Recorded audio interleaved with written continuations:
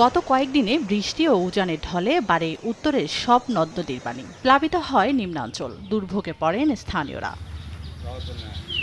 কুড়িগ্রামে দুধকুমারের পানি নতুন করে না বাড়লেও পাটেশ্বরী পয়েন্টে এখনও বিপদসীমার উপর দিয়ে বইছে পানি। এতে নিম্নাঞ্চল ও চরাঞ্চলের বিভিন্ন এলাকা প্লাবিত হয়েছে।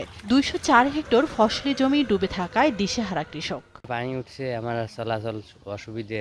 স্কুল যাওয়ার সাথে অনেক কষ্ট হয়। বাচ্চা লেখাপড়া করতে পারতেছে না, রাস্তাঘাটের অবস্থা খারাপ। তরকারি তোমার পটল ক্ষেত মারা গেছে।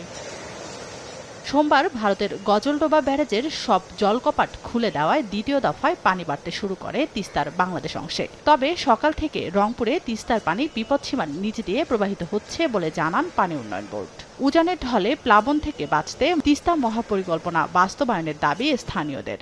পানির জ্বালায় আমরা রান্না বাড়া, গরু ছাগল নিয়ে অনেক সমস্যা। বাড়িঘর ভাঙি গেছে, এখন থাকতে পারি না। তিস্তা মহাপরিকল্পনা বলে বাস্তবায়ন করে সরকার, যদি এই কামটা আমার করি দিলে হয় তো হাজার হাজার দোয়া করতে হয় বাহে। টানা কয়েকদিন উজানের ঢলে লালমনিরহাটে তিস্তা নদীর পানি বাড়লেও ডালিয়া পয়েন্টে বিপদসীমার নিচ দিয়ে প্রবাহিত হচ্ছে। প্লাবিত এলাকা থেকে নামতে শুরু করেছে পানি। এতে স্বস্তি ফিরেছে নদী তীরবর্তী নিম্নাঞ্চল ও চরাঞ্চলের মানুষের মাঝে।